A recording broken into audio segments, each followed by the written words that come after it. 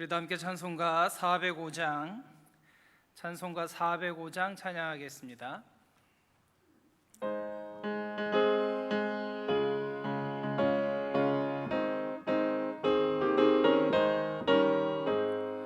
주의 친절한 팔에 안기세 우리 마음이 평안하리니 항상 기쁘고 복이 되겠네 영원하신 팔에 안기세 주의 팔에 그 크신 팔에 안기세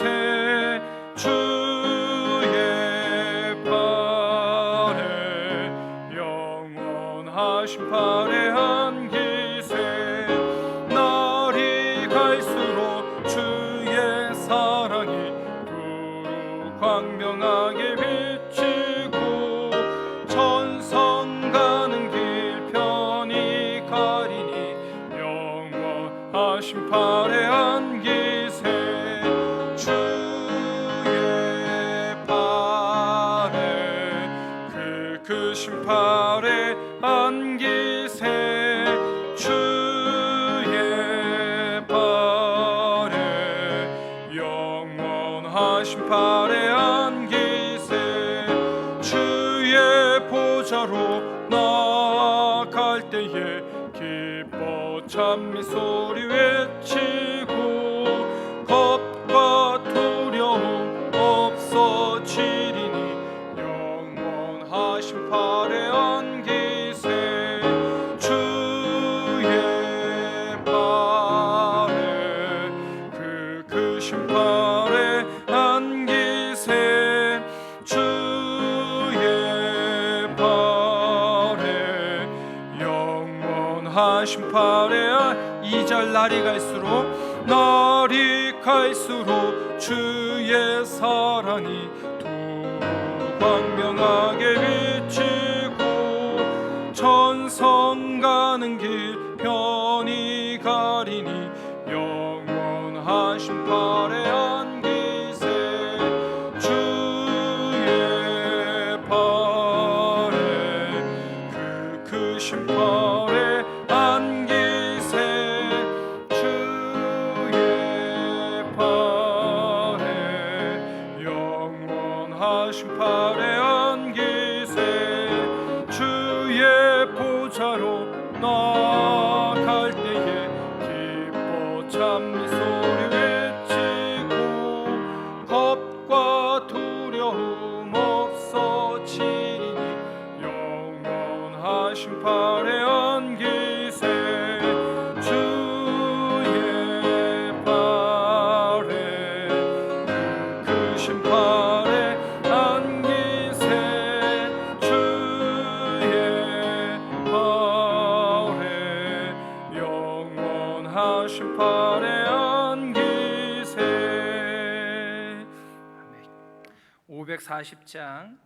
540장 찬양하겠습니다.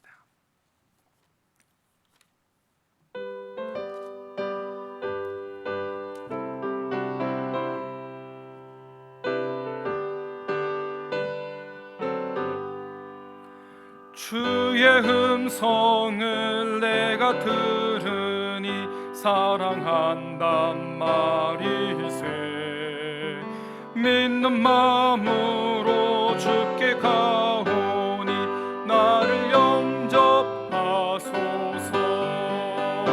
내가 매일 십자가 앞에 더 가까이 가오니 그새 주의 흘린 보배 피로써 나를 정케 하소서 주여 넓으신 은혜 베푸사 나를 받아주시고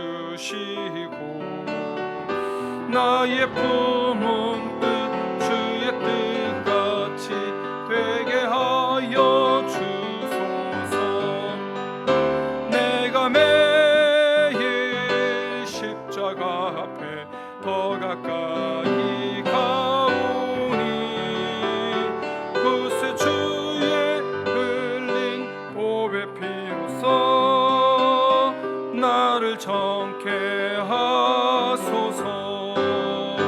주의 보좌로 나아갈 때에 어찌하니 기쁠까. 주의 얼굴을 항상 배우니 더욱 친근합니다. 내가 매일 십자가 앞에 더 가까이 가오니 그새 주의 흘린 보배 피로써 나를 정케 하소서. 우리 구주의 넓은 사랑을 증량할 자 없으며 주가 주시는 참된 기쁨도 헤아릴 수 없도다. 내가 매일 십자가 앞에 더 가까이 가오니 그새 주의 흘린 보배 피로써 나를 정케 하. 4절 한 번 더 찬양합니다. 우리 구주의 넓은 사랑을 증량할 자 없으며 주가 주시는 참된 기쁨도 헤아릴 수 없도다.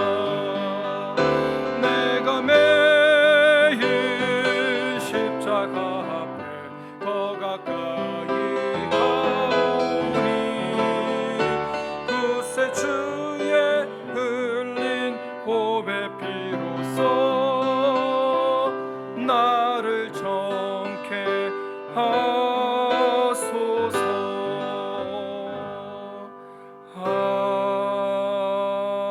아멘. 이제 우리의 마음과 뜻과 정성을 다해 수요 오전 예배를 하나님께 드리겠습니다.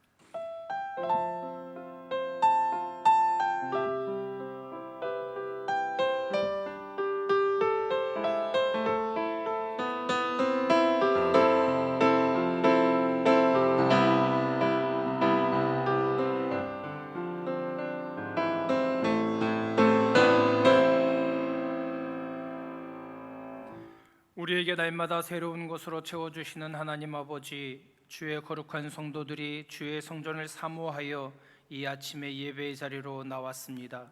주의 집에 있는 자들이 복이 있다고 고백했던 시편 기자의 고백처럼 이 자리에 있는 우리 모두에게도 충만한 은혜의 자리, 복된 자리가 되게 하여 주옵소서.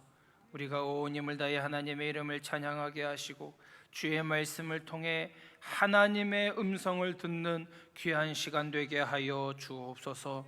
성령 하나님께서 이 예배를 이끌어 주시옵소서. 예수님의 이름으로 기원드리옵나이다. 아멘. 함께 찬송가 289장 찬양하겠습니다.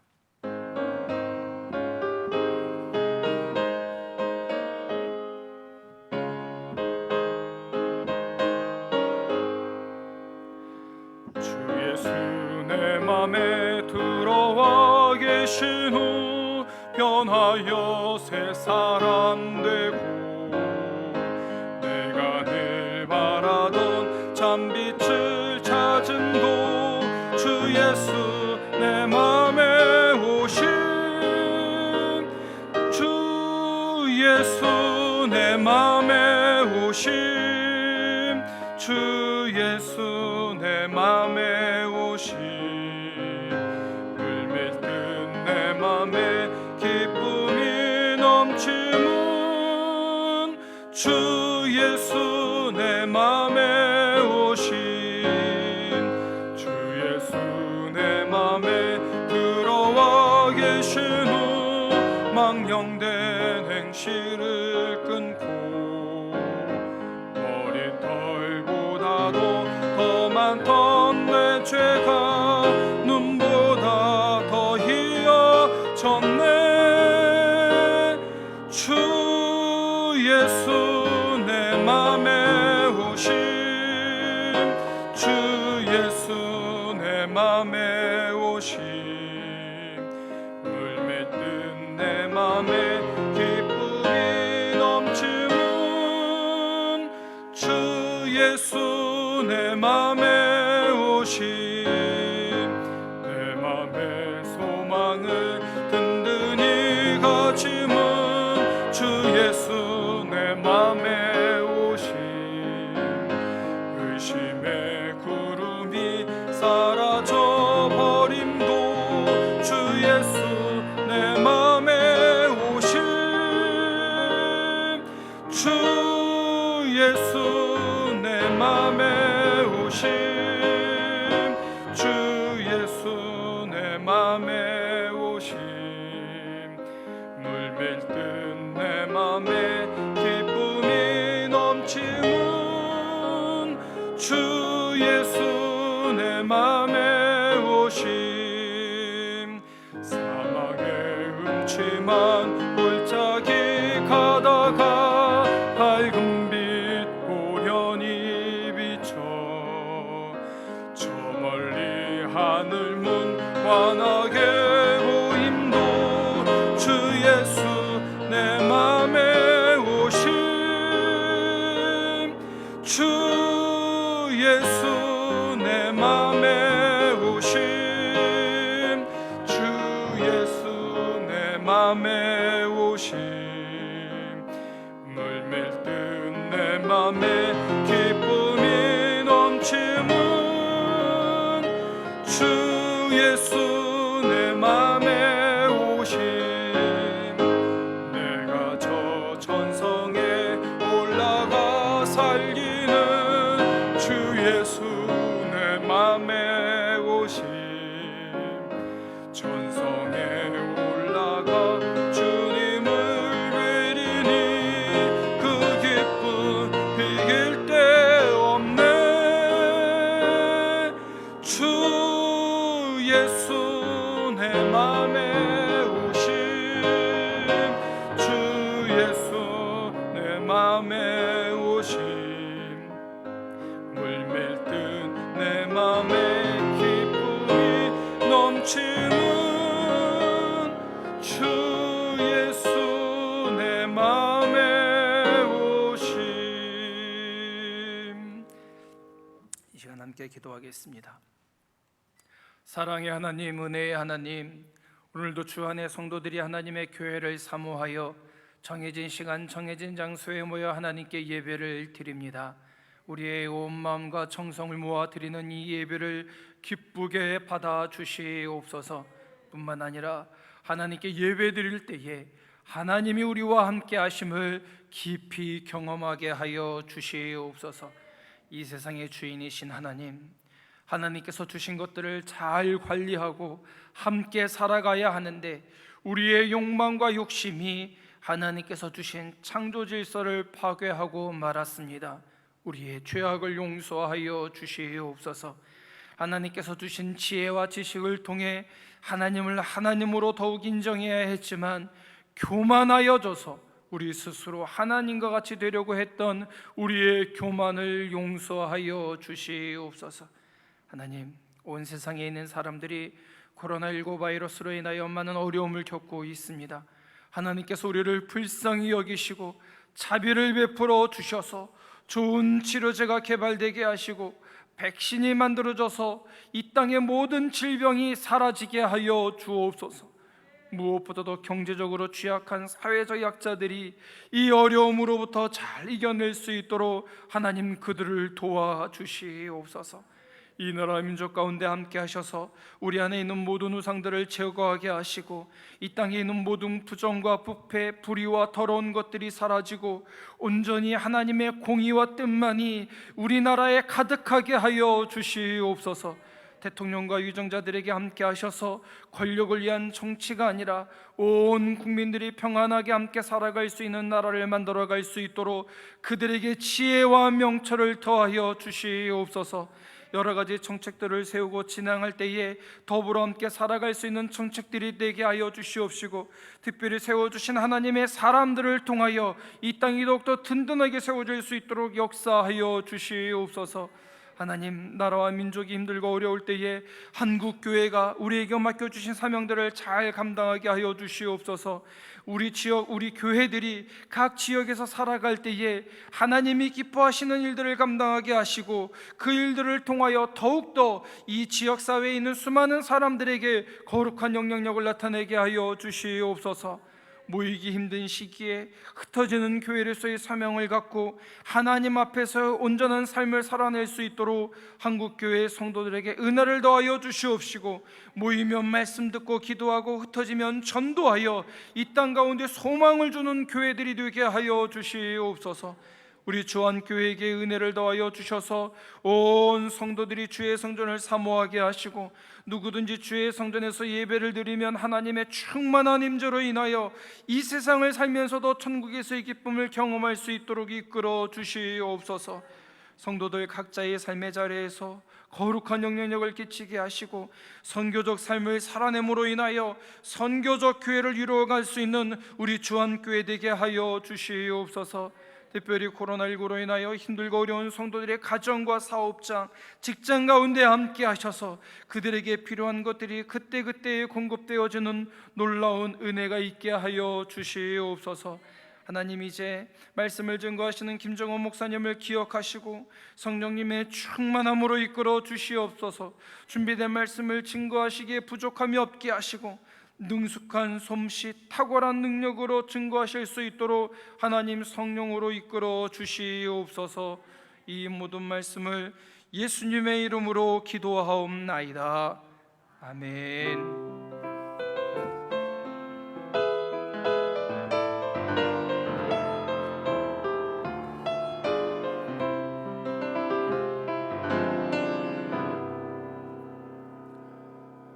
오늘 우리에게 주신 하나님의 말씀은 빌레몬서 1장 8절에서 19절까지의 말씀입니다. 신약 성경 351쪽에 있습니다. 이제 하나님의 말씀을 봉독하겠습니다. 이 말씀을 봉독할 때에 살아계신 하나님의 음성을 다 함께 들으실 수 있기를 바랍니다. 하나님의 말씀입니다. 이러므로 내가 그리스도 안에서 아주 담대하게 내게 마땅한 일로 명할 수도 있으나 도리어 사랑으로서 간구하노라. 나이가 많은 나 바울은 지금 또 예수 그리스도를 위하여 갇힌 자 되어 갇힌 중에서 낳은 아들 오네시모를 위하여 내게 간구하노라. 그가 전에는 내게 무익하였으나 이제는 나와 내게 유익함으로 내게 그를 돌려보내노니 그는 내 신복이라.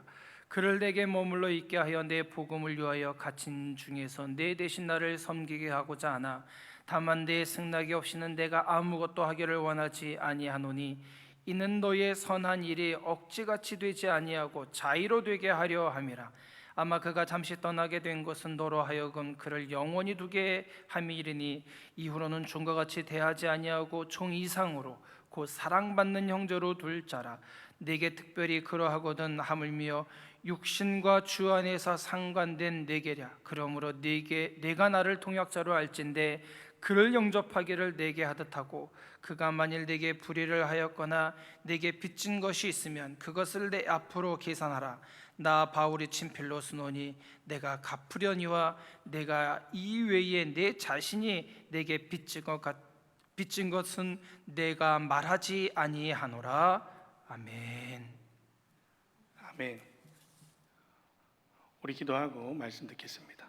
우리를 사랑하여 자녀 삼아주신 아버지 하나님 감사합니다. 오늘도 하나님의 전과 각자의 삶의 자리에서 하나님을 마음껏 예배드릴 수 있게 하여 주시니 감사합니다.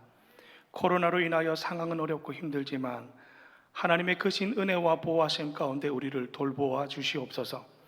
이 시간 자신의 시간을 구별하여 하나님 앞에 나온 성도님들을 기억하여 주셔서 이들의 마음의 소원과 간절한 부르짖음에 응답하여 주시고 하나님의 섭려 경륜 가운데 이들을 이끌어가 주시옵소서.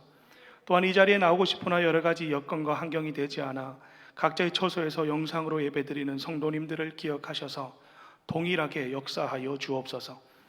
이제 말씀을 듣습니다. 우리 모두에게 깨닫는 은혜를 허락하여 주옵소서. 어느 한 사람도 그냥 왔다 그냥 가는 사람 없게 우리 주님 역사하여 주옵소서. 우리 예배 가운데 함께하여 주시기를 간절히 소원하며 모든 말씀 예수님의 이름으로 기도하옵나이다. 아멘.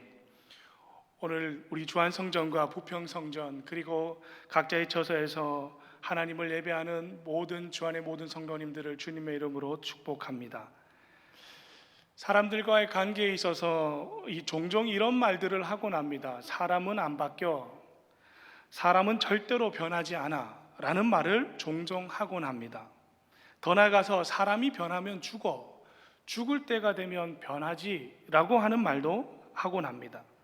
그런데 정말 사람은 바뀌지 않는 걸까요?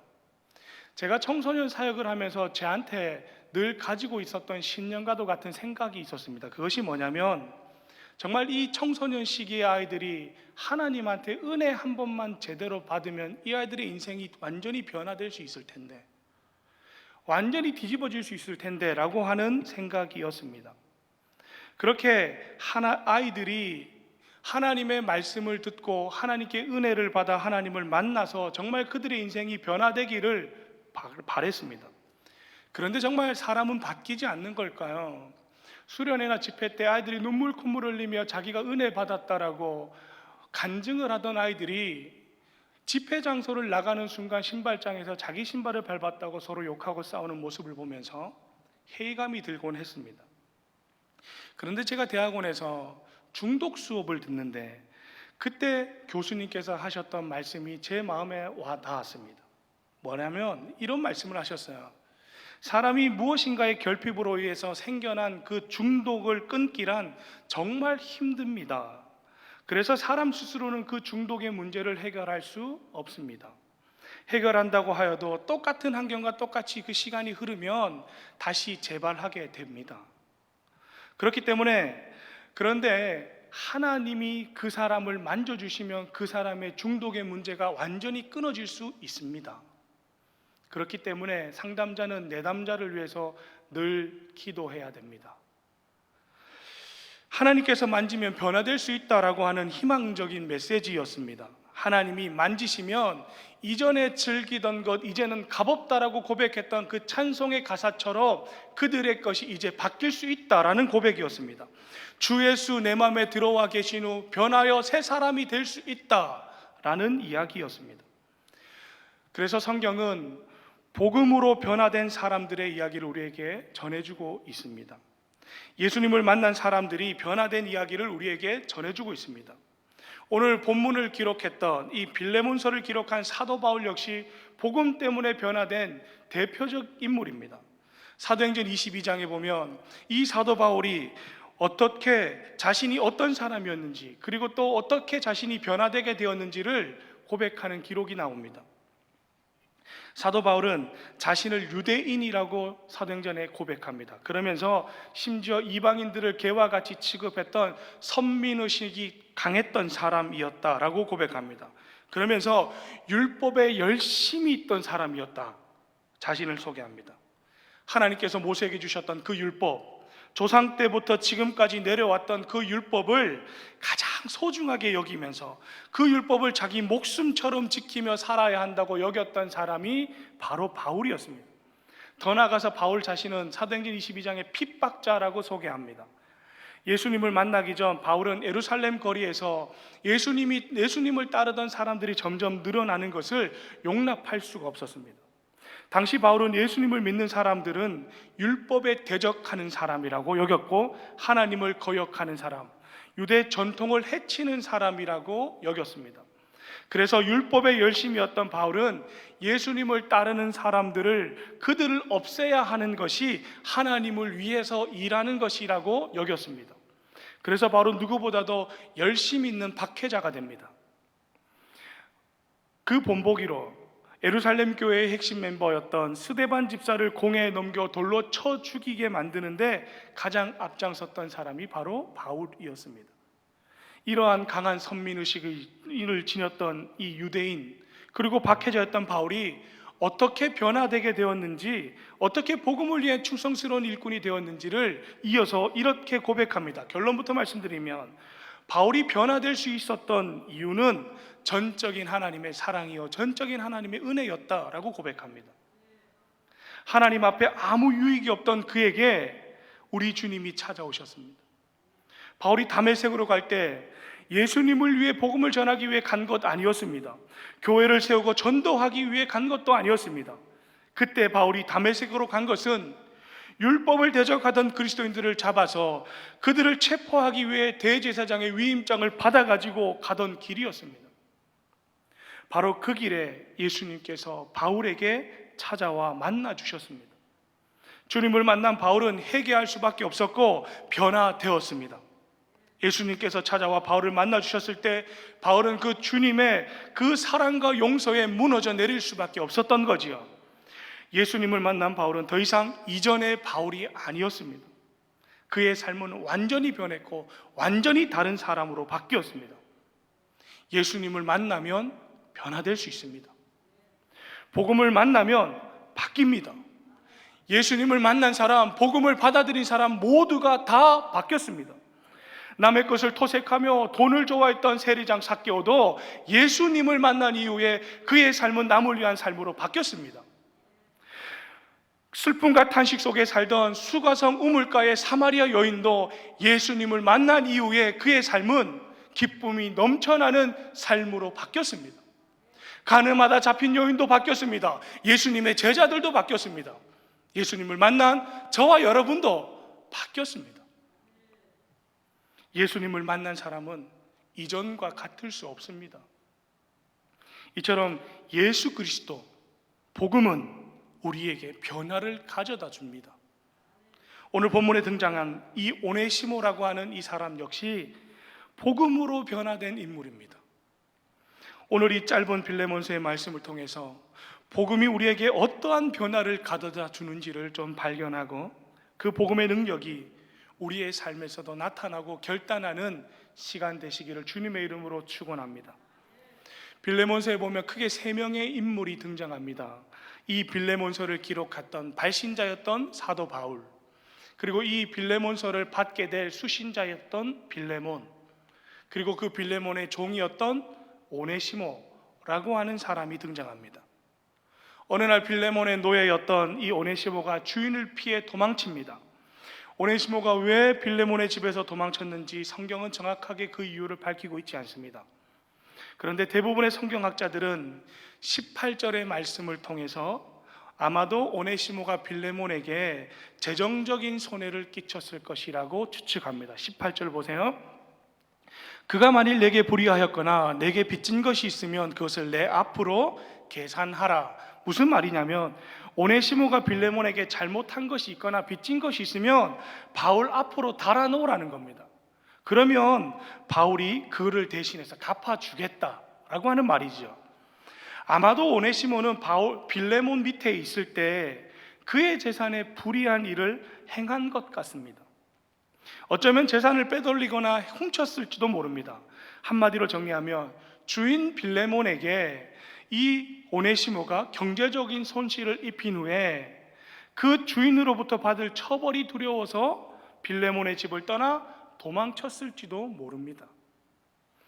또한 오네시모가 이러한 잘못을 저질렀을 것이라고 추측하는 또 다른 이유가 있는데 그것이 뭐냐면 이 당시 빌레몬은 골로새라고 하는 지방에 살았습니다. 그 고대 문헌에 보면 이 지역에 살던 많은 노예들의 평판이 아주 나빴다라고 기록되어 있습니다. 심지어 노예들의 행동이 적절하지 못했다라는 평가를 받았답니다. 이러한 사회적 분위기는 자연스럽게 빌레몬의 집에 살던 이 노예로 살던 이 오네시모에게도 자연스럽게 물들어 갔을 겁니다. 결국 오네시모는 주인인 빌레몬의 돈을 훔쳐가지고 그 잘못을 저지르게 되었을 것이고 그 잘못으로 인해 받게 될 주인의 형벌이 두려워 도망치게 되었을 겁니다. 1세기 당시의 노예들은요, 짐승으로 여겨졌던 때입니다. 노예와 짐승의 차이는 말을 할 수 있냐 못하냐 차이였답니다. 노예는 말을 할 수 있는 짐승이었답니다.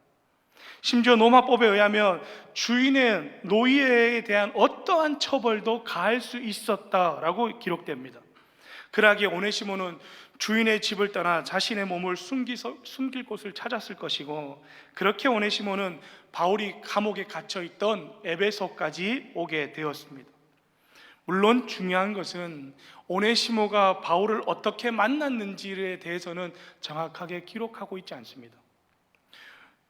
그러나 무엇보다 중요한 것은 바울을 만난 후에 바울이 전한 복음으로 인해서 오네시모의 삶이 완전히 변화되었다라는 겁니다. 그는 바울을 통해서 복음을 받아들이게 되었고 그리스도인이 되었고 세례를 받게 되었습니다.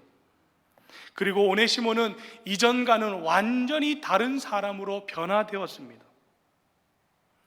이처럼 주인에게 막대한 피해를 입히고 도망한 오네시모가 어떻게 에베소 감옥에 갇힌 이 바울을 만나게 되었는지 우리는 알 수 없지만 분명한 것은 그것은 오네시모를 향한 하나님의 섭리였을 것이고 하나님의 은혜였습니다. 이렇게 변화된 오네시모를 주인에게 돌려보내면서 바울이 썼던 편지가 바로 빌레몬서입니다. 여러분, 그렇다면 바울이 전한 이 복음을 통해서 오네시모에게 어떤 변화가 일어나게 되었을까요? 다시 말하면 복음은 도대체 우리에게 어떠한 변화를 가져다 주는 걸까요? 그것은 첫째로 복음은 우리의 신분의 변화를 가져다 주더라는 겁니다. 본문 9절 10절입니다. 도리어 사랑으로서 간구하노라. 나이가 많은 나 바울은 지금 또 예수 그리스도를 위하여 갇힌 자 되어 갇힌 중에 낳은 아들 오네시모를 위하여 내게 간구하노라 라고 기록합니다. 바울은 복음으로 변화된 오네시모를 더 이상 종이나 노예라고 표현하고 있지 않습니다. 오네시모의 주인이었던 빌레몬에게 바울은 이 오네시모를 갇힌 중에 낳은 아들이라고 표현합니다. 어떻게 감옥에 있는 사람이 복음을 전하며 전도할 수 있냐라고 하는 질문을 할 수 있을 겁니다. 당시 바울이 갇혀있던 감옥은 오늘날 우리가 생각하는 그런 감옥은 아니었습니다. 사도행전 28장 30절 31절에 보면 로마 감옥에 갇혀있던 바울의 이야기가 잠깐 소개됩니다. 보시면 이렇게 나옵니다. 바울이 온 이태를 자기 셋집에 머물면서 자기에게 오는 사람들을 다 영접하고 하나님의 나라를 전파하며 주 예수 그리스도에 관한 모든 것을 담대하고 거침없이 가르쳤다 이야기합니다. 일종의 가택연금 상태입니다. 자기 돈으로 셋집을 구하고 거기에서 비교적 자유롭게 사람들이 방문하고 그 사람들에게 복음을 전하며 하나님의 말씀을 가르쳤던 거지요. 그렇게 바울은 오네시모를 옥중에서 전도하여 변화시켰다. 그래서 옥중에서 낳은 아들이라고 표현하고 있는 겁니다. 우리는 바울의 영적인 아들이라고 하면 누가 떠오릅니까? 우리는 언뜻 디모데가 떠오릅니다. 디모데 1장 2절에 보면 믿음 안에서 참 아들 된 디모데라고 바울은 표현하죠. 또 누가 바울의 아들이라고 표현되었습니까?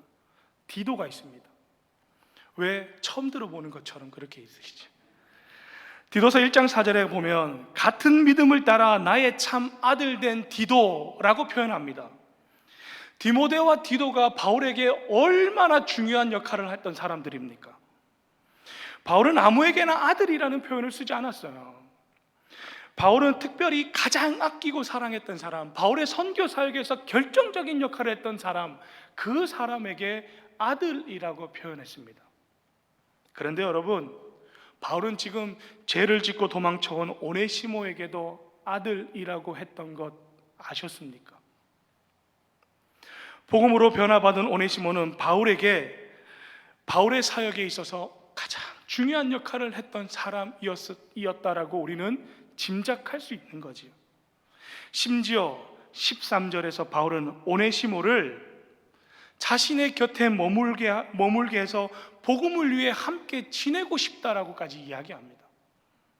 더 나아가 그런 오네시모를 바울은 12절에서 그는 내 신복이다 라고 표현합니다. 여기서 이 신복이라는 이 단어, 헬라어 단어는 스플랑코논이라는 단어로서 심장, 내장, 기관을 뜻합니다. 무슨 말이냐면 그는 정말 나에게 없어서는 안 될 정말 내 심장과도 같은 존재라고 하는 뜻입니다. 그만큼 바울에게 없어서 안 될 소중한 사람 오네시모였습니다. 바울은 여기서 멈추지 않습니다. 오네시모의 주인이었던 빌레몬에게 바울은 16절에서 이렇게 오네시모를 소개합니다. 더 이상 종이 아닌 형제로 둘 자라고 표현합니다. 당시 주인에게 막대한 손해를 끼치고 도망간 종은 죽임을 당할 수 있었습니다. 죽여도 할 말 없는 사람이 오네시모입니다. 바울은 그런데 빌레몬에게 더 이상 이 오네시모는 종이 아니야 라고 말하는 거예요. 복음 안에서 변화된 오네시모는 복음 안에서 우리의 한 형제야 라고 이야기하는 거예요. 바울은 지금 놀랍게도 그 당시에 주인과 종의 관계를 뛰어넘어서요, 오네시모를 형제로 받아들여야 될 것을 권면하고 있는 거예요. 그리스도 안에서 형제라는 영광스러운 관계로 변화되었습니다. 왜 그렇습니까? 복음으로 변화되었기 때문에 오네시모는 이제 더 이상 종이 아니었습니다. 이처럼 복음은 영적인 우리의 신분의 변화를 가져다 주는 겁니다. 무엇이 오네시모를 변하고 살렸습니까? 무엇이 죄인이었던 오네시모, 죽을 수밖에 없었던 그 오네시모를 살리고 변화시켰습니까? 바울이 전한 복음 때문이었습니다. 예수 그리스도의 복음이 죄인이었던 오네시모를 바꾸고 살렸습니다. 이 복음이 오네시모만 살렸습니까? 저와 여러분도 살렸습니다. 복음 때문에 우리도 살았습니다. 복음 때문에 우리도 변화된 사람들입니다. 성경은 분명히 우리에게 이렇게 말씀하고 있습니다. 에베소서 2장 3절에서 5절에 전에는 우리도 다 그 가운데서 우리 육체의 욕심을 따라 지내며 육체와 마음에 원하는 것을 하여 다른 이들과 같은 본질상 진노의 자녀이었더니 긍휼이 풍성하신 하나님이 우리를 사랑하신 그 큰 사랑으로 인하여 허물로 죽은 우리를 그리스도와 함께 살렸고 너희는 은혜로 구원을 받았다라고 기록합니다. 요한복음 1장 12절에 영접하는 자 곧 그 이름을 믿는 자에게 하나님의 자녀가 되는 권세를 주셨다라고 이야기하는 겁니다.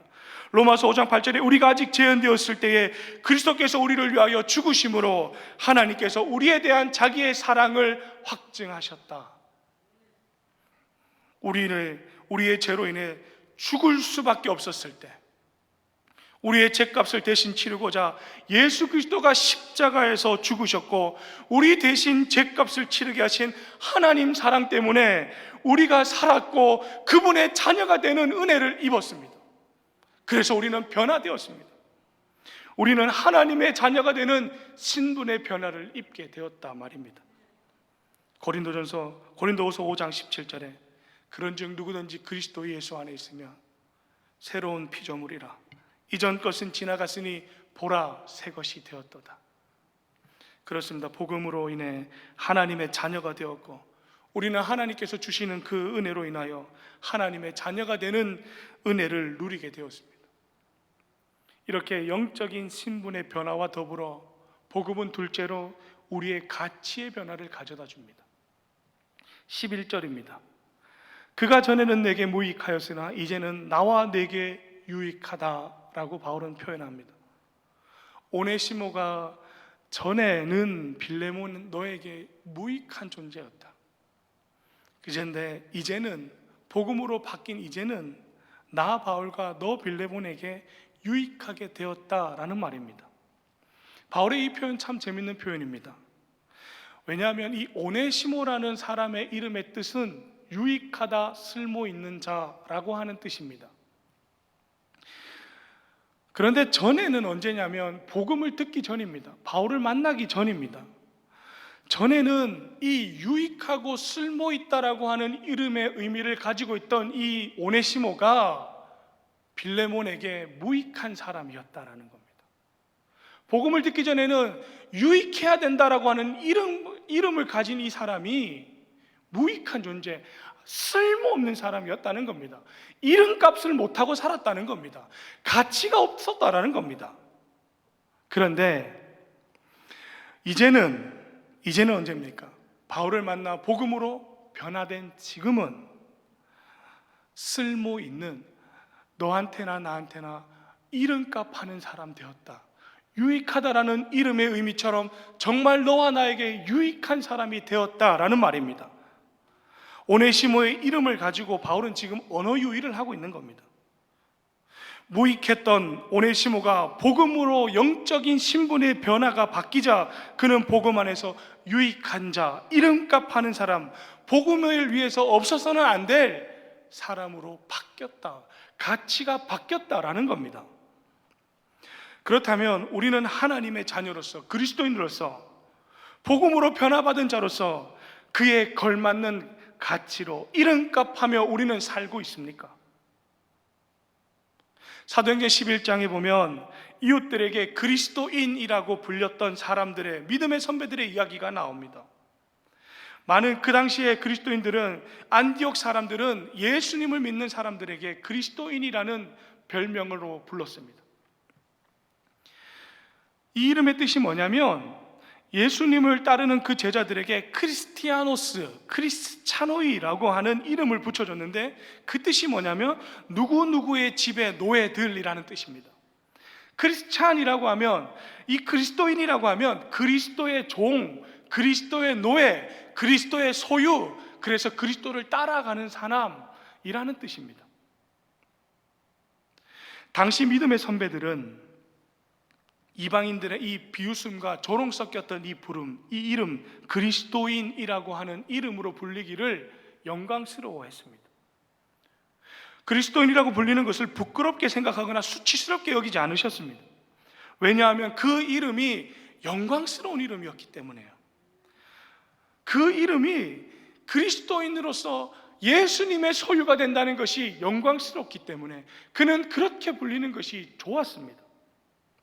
그들은 정말 그 이름이 자랑스러운 이름이었기 때문에 그들은 그리스도인으로서 그리스도인답게 살아냈습니다. 그들은 정말 이름값하며 살았습니다.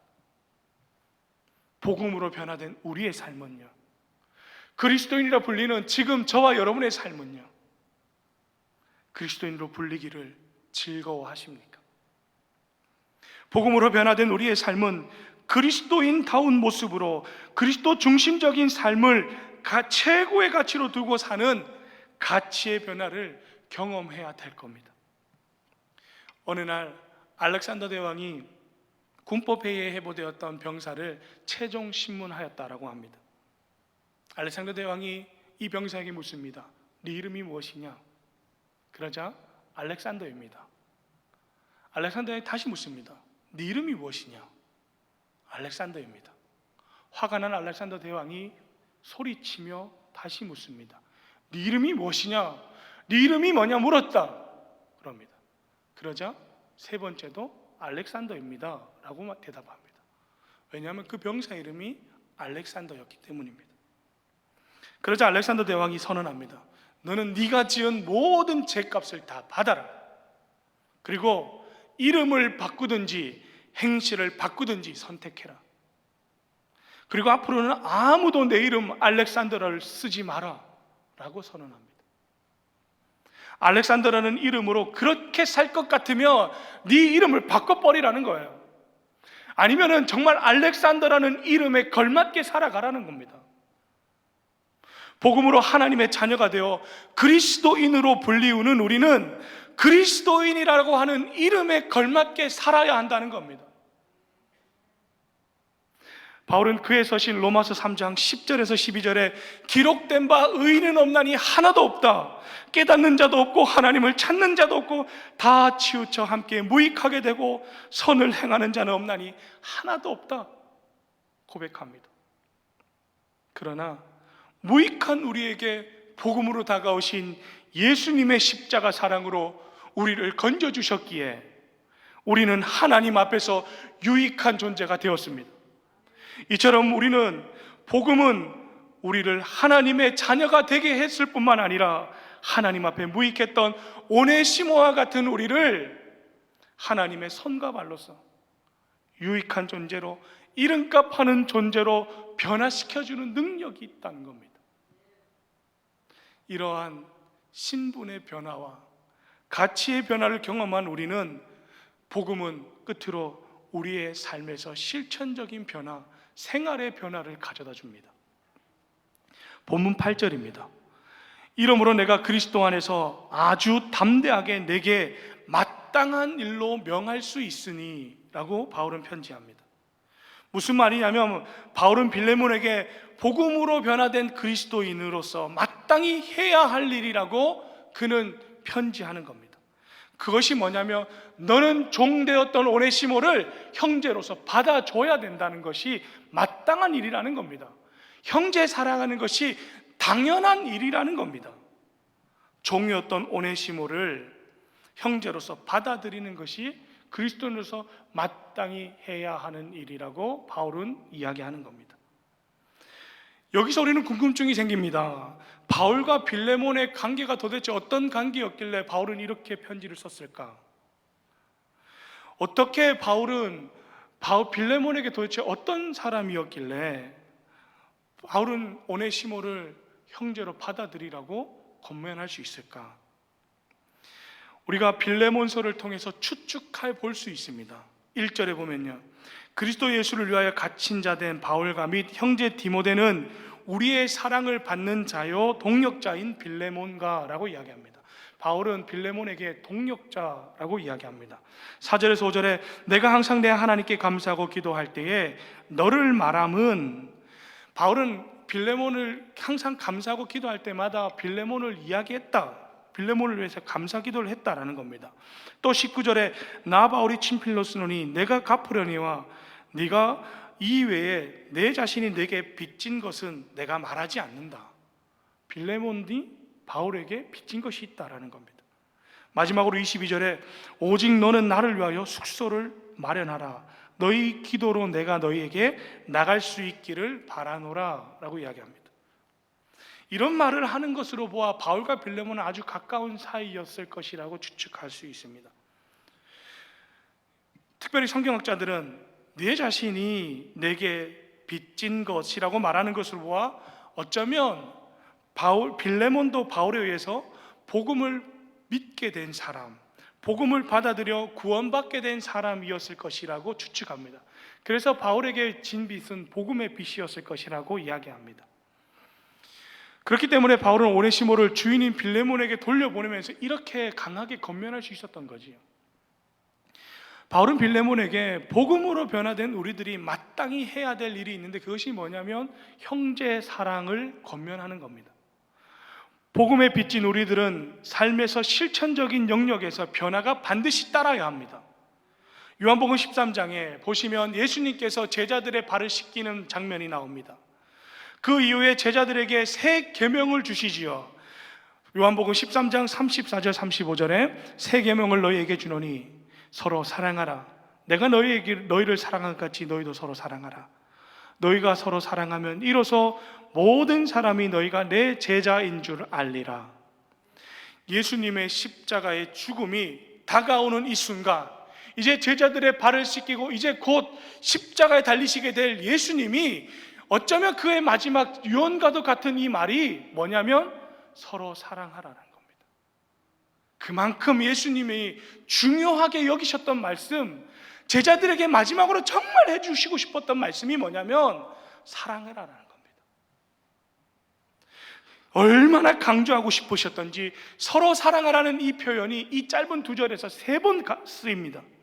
심지어 어떻게 사랑하라고 하냐면 내가 너희를 사랑한 것 같이 너희도 서로 사랑하라라고 이야기하십니다. 예수님께서 우리를 어떻게 사랑하셨는데요? 예수님께서 우리에게 보이신 사랑의 모습이 어떠한 모습입니까?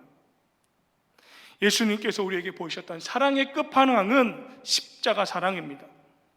우리는 십자가에서 우리의 모든 죄와 허물을 용서하시는 하나님의 사랑을 경험했습니다. 우리는 십자가에서 죄인이었던 우리가 하나님의 자녀가 되는 기적과 같은 은혜를 누렸습니다. 우리는 십자가에서 우리를 향하신 하나님의 놀라운 사랑을 경험했습니다. 그렇게 사랑하라는 겁니다. 그래서 바울은 고린도전서 12장 13절에 우리가 유대인이나 헬라인이나 종이나 자유인이나 다 한 성령으로 세례를 받아 한 몸이 되었고 또 한 성령으로 마시게 하셨다 기록합니다. 하나라고, 한 형제라고. 갈라디아서 3장 28절에 예수 그리스도 안에서 하나라고 이야기합니다.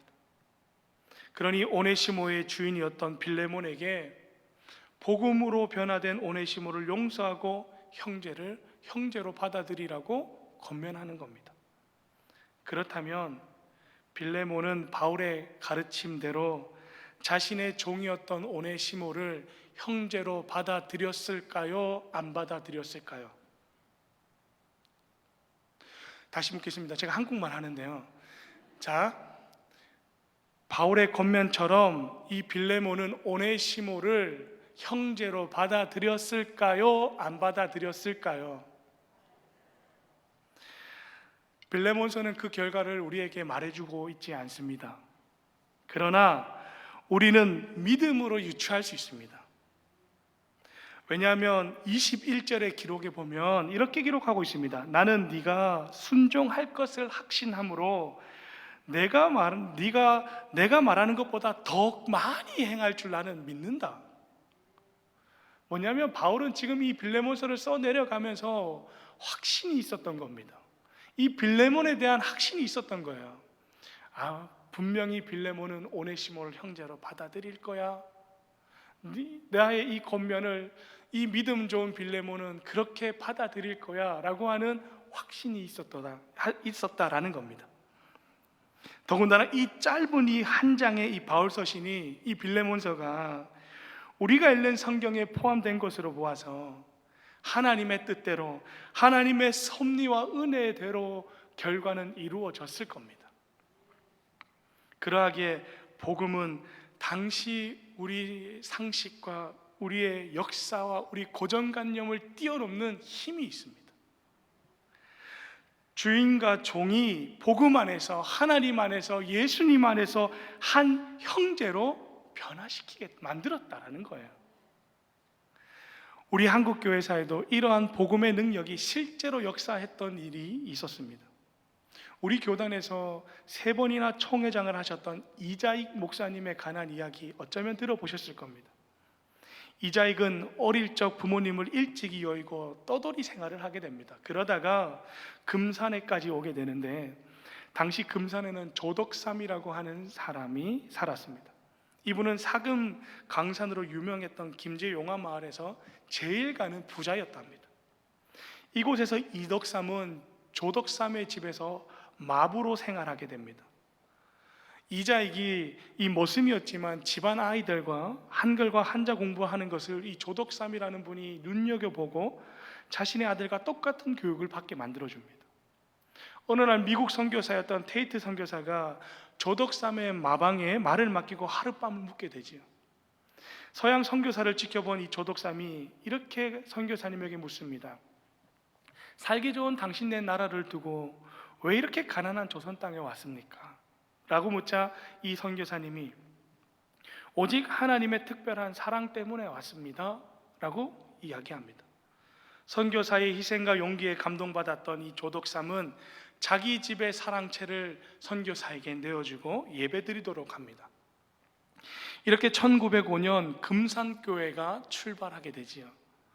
이런 테이트 선교사의 방문으로 이 두 사람, 조덕삼과 이자익은 예수님을 영접하게 되고 금산교회에 출석하게 됩니다. 이후 1907년 금산교회에서 장로 선거를 하게 되는데, 주인이었던 조덕삼과 머슴이었던 이자익이 후보에 올랐습니다. 신분 질서가 엄격했던 시절에 주인과 머슴이 경쟁 상대가 되었다라는 것도 놀라운 일인데, 그보다 더 놀라운 것은 투표 결과였습니다. 투표 결과 머슴 이자익이 장로로 선출된 겁니다. 모든 교인들이 걱정합니다. 우리나라에서 주인이 떨어지고 종이 장로가 되었으니 이를 어쩐단 말이냐고 다들 걱정합니다.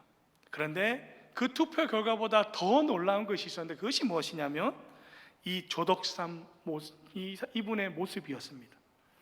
그때 조덕삼이 선교사에게 발언권을 얻어서 이렇게 이야기하는 겁니다.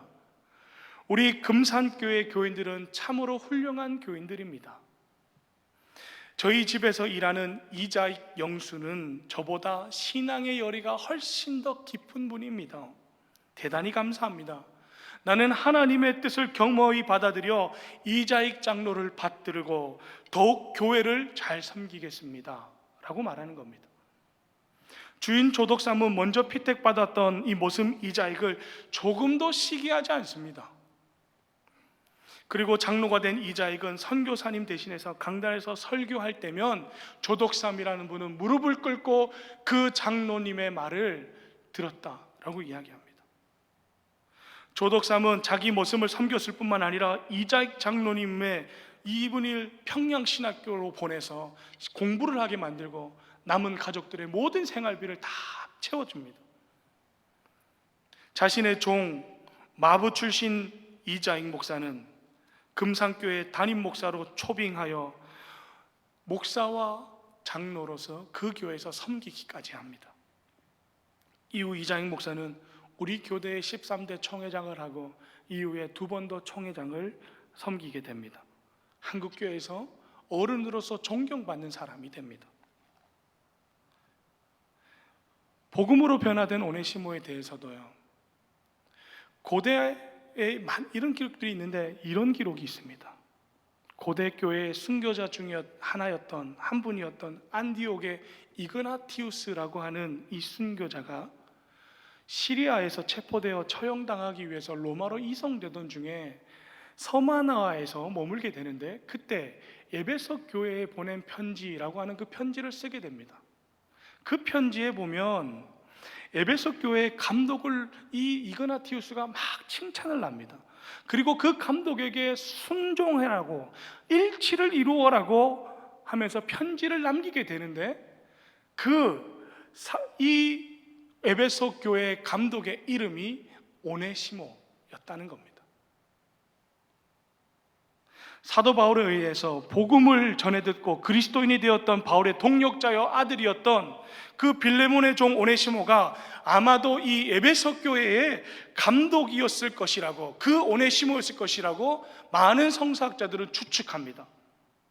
또 어떤 학자들은 이 빌레몬서가 다른 바울 서신처럼 교리를 이야기하거나 이단에 대해서 경고하는 내용은 없지만, 한 노예가 예수님을 영접하고 변화될 수 있었는지를 기록한 이 서신이 성경에 수록된 것으로 보아 에베소 교회 감독이었던 그 오네시모의 손에 의해서 빌레몬서가 성경에 수록되었을 것이라고도 추측합니다.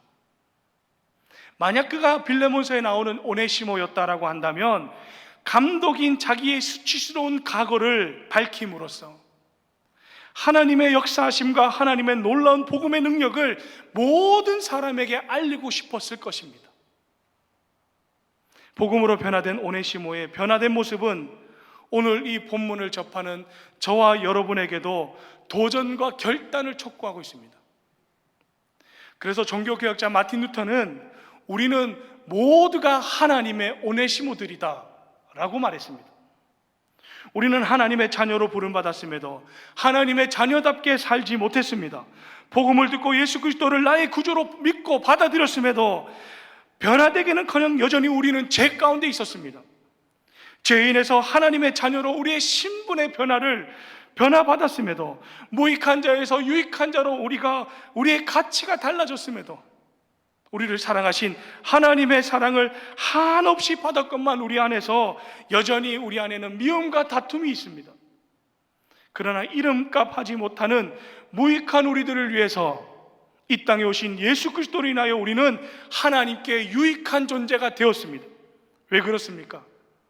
오네시모에게 바울이 있었다면 오네시모와 같은 우리에게는 예수 그리스도가 있기 때문입니다. 누구 때문에 이러한 변화를 받을 수 있었습니까? 예수 그리스도 때문입니다. 누구 때문에 죽은 우리가 살 수 있었습니까? 예수 그리스도 때문입니다. 이 땅에 오셔서 우리의 죄와 허물을 짊어지시고 하나님과 우리 사이에 막힌 담을 허물어뜨리신 예수 그리스도의 십자가 사건 때문에 우리는 변화되었고 회복되었습니다. 예수님 그분이 지셨던 십자가에서 주님은 우리의 이름을 바꾸셨습니다. 고아에서 아들로, 거절에서 용납으로, 죄인에서 의인으로, 저주에서 축복으로, 원수에서 연인으로, 창기에서 신부로 우리를 바꾸어 주셨습니다. 그렇게 우리를 변화시켜 주셨습니다. 바울이 오네시모와 빌레몬 사이를 화해시키며 중보자의 역할을 감당했듯이 우리 예수님께서도 하나님과 우리 사이의 중보자가 되셔서 우리를 하나님의 자녀로 바꾸어 주셨습니다. 바울이 이렇게 할 수 있었던 이유가 뭡니까? 그것은 바울이 예수님으로부터 먼저 용서의 사랑을 경험했기 때문입니다. 죽을 수밖에 없었던 바울을 주님이 아무 조건 없이 용서해 주셨기에 그 용서함의 사랑을 경험한 바울은 오네시모를 위해 펜을 들 수 있었던 거지요. 그러기에 우리도 먼저 받은 그 사랑, 먼저 받은 그 은혜, 우리에게 찾아오셨던 그 주님을 우리 주변에 많은 사람들에게 전하며 증거하며 그 사랑을 나타내며 살아갈 수 있는 이 자리에 있는 주 안의 모든 성도님들 되시기를 주님의 이름으로 축원합니다.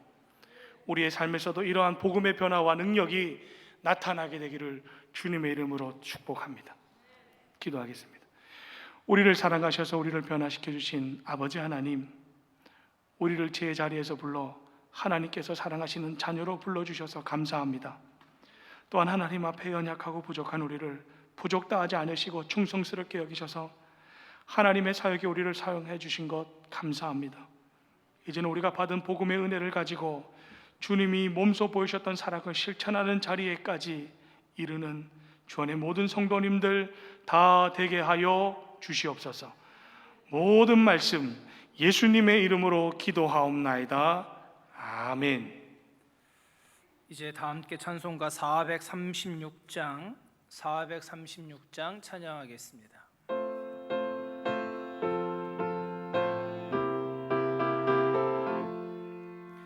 나 이제 주님의 새 생명 얻은 몸, 옛것은 지나고 새 사람이로다.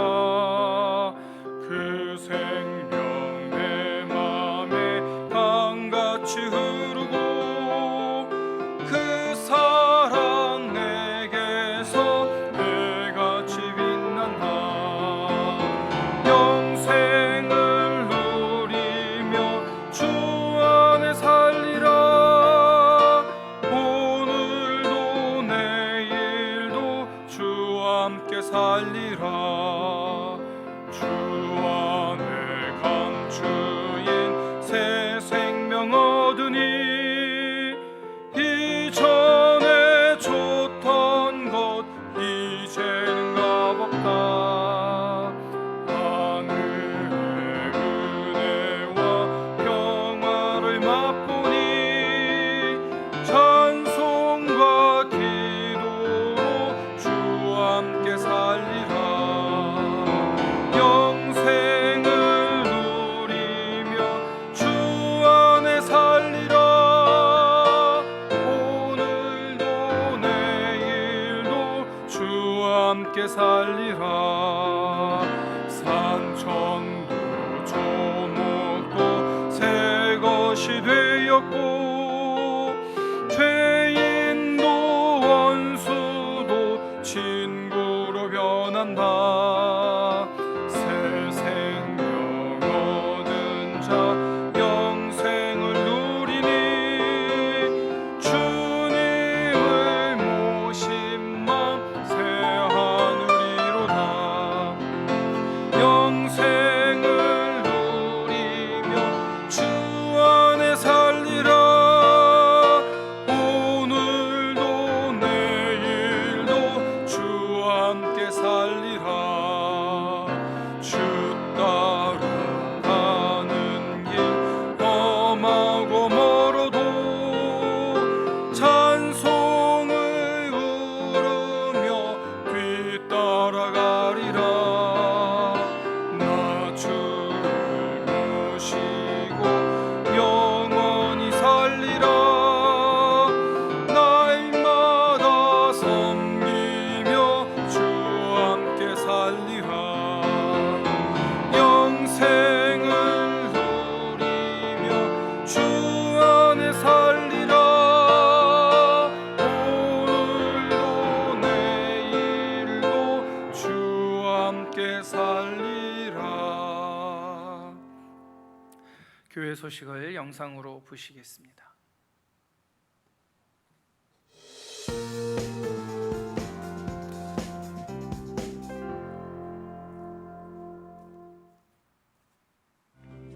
(7월 31일) 금요 성령 집회는 119 합심기도로 대체합니다.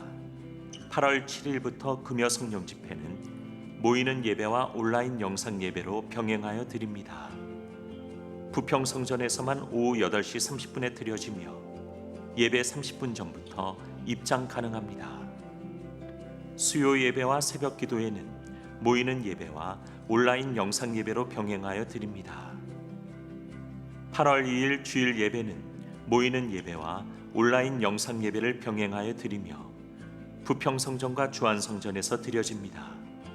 부평성전 예배는 사전 신청 없이 참석하실 수 있으며 주안성전 예배는 4, 5, 6 대교구 성도들 중에서 구역장을 통해 미리 신청을 해주신 분만 참석이 가능하며 대교구별 예배 시간은 그대로 유지합니다. 모든 예배의 예배당 입장은 예배 1시간 전부터 가능합니다. 마스크를 착용하신 등록교인만 출입 가능하며 등록교인 확인과 발열 체크 후 출입하실 수 있습니다. 예배당 방역과 성도들의 안전을 위하여 교육국 자녀들과 함께 오신 부모님들께서는 예배 후 30분까지 각 부서 예배실에서 자녀들을 데리고 예배당 밖으로 나와주시기 바랍니다. 예배 시간에 마스크를 벗거나 걸치시고 예배를 드리시는 분들이 계십니다. 올바른 마스크 착용은 코로나19의 전파로부터 가장 효과적인 예방 수단입니다. 성도들께서는 불편하시더라도 예배 시간에 마스크를 올바르게 착용하여 주시고 주변 분들과 사적인 대화는 삼가 주십시오.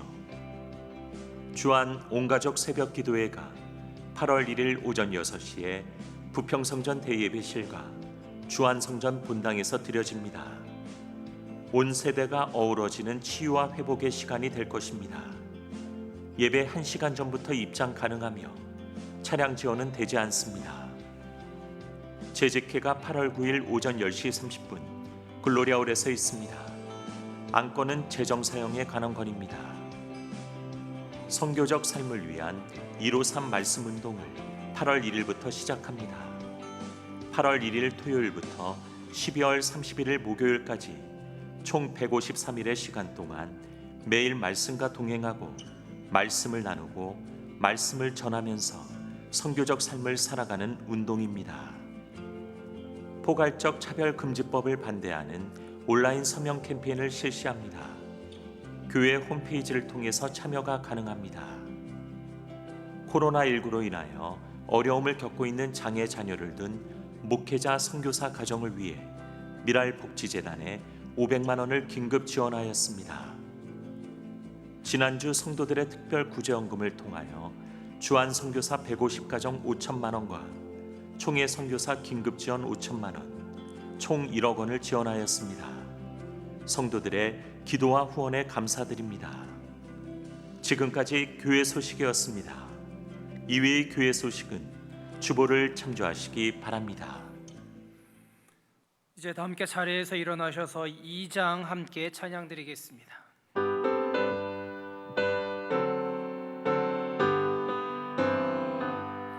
찬양 성부 성자 성령 성삼위일체께 영원 무궁하기까지 영광을 돌리세 영광을 돌리세 아멘. 우리를 위하여 십자가에서 우리를 구속하신 예수 그리스도의 은혜와 하나밖에 없는 독생자 예수 그리스도를 위하여 내어주신 하나님 아버지의 놀라우신 사랑하심과 지금도 우리를 변화시키시며 우리와 함께 하시는 성령님의 위로교통하심이 복음으로 변화된 삶을 살기로 결단하는 주안의 모든 성도님들 머리 위에 그들의 가정과 자녀들 위에 이 나라 이 민족 위에 이제로부터 영원토록 함께 하옵시기를 간절히 축원하옵나이다. 아멘.